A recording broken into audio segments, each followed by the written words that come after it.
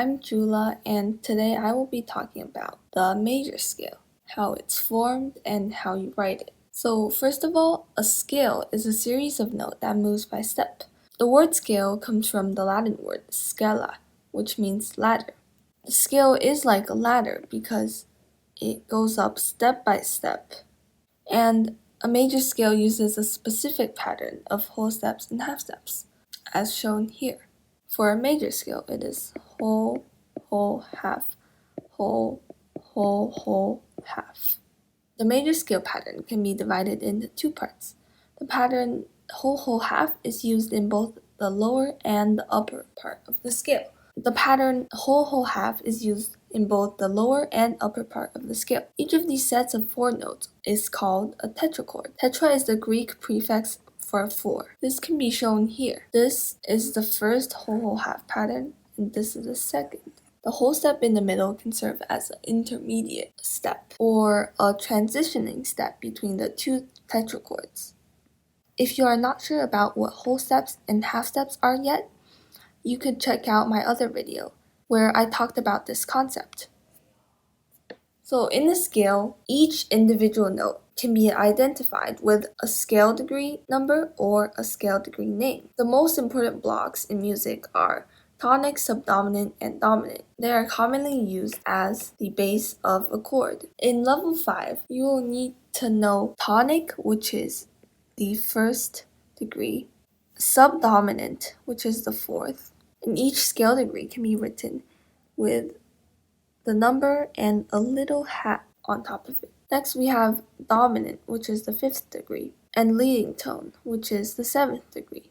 It is only called a leading tone. It is only called a leading tone if the 7th degree is 1 half tone below the tonic, the 8th, or the 1st. In this case, it's B and C, because between C and B, they are half steps. If in a scale it is a whole step below, then the leading tone becomes subtonic.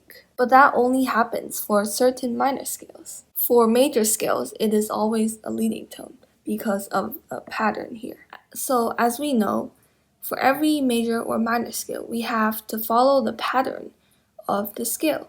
And that's not possible without key signatures. Major and minor scales can be formed on any starting note. Once we move beyond C major and A minor, sharps and flats are required to retain the major or minor scale patterns. So for the key with sharps, we have G major, D major, A major, and E major. The upper tetrachord of each scale becomes the lower tetrachord of the scale with one additional sharp. The interval separating the new key from the one before is a perfect fifth. For example, from C to E, if we write the C major scale in letters C, D, E, F, G, A, B, C. This is the first tetrachord, and the second tetrachord marks the first tetrachord of the new key, which is G. You can see that this is G, and G would be G, A, B, C, D, E, F sharp, G. F sharp is used here because F sharp has to be a half tone below G. For the key with flats, it is the opposite. So for example, from C major to F major, C, D, E, F, G, A, B, C. The lower tetrachord of each major scale becomes the upper tetrachord of the scale with one additional flat. So this is the lower tetrachord, which is also the first tetrachord, and this becomes the upper tetrachord of the new key with an additional flat. So C, D, E, F would be the upper, and if F is the last note, that means it also starts on F. So F, G, A, B. But we have to have an additional flat for B. I will explain the order of flats later on. This relationship can also be shown using the circle of fifth. Both major and minor keys can be shown on the circle of fifth. The interval separating adjacent major and minor keys is a perfect fifth. Accidentals can be collected into a key signature at the beginning of the staff. On the grand staff, a key signature is written in both the treble staff and the bass staff.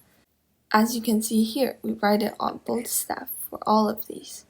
For a more detailed explanation of the circle of fifth, you can check out my other video where I explain everything in detail. So now that we know that major keys require key signatures to retain the form, we need to know how to place these sharps and flats. For sharps, the order of sharps is always F, C, G, D, A, E, B.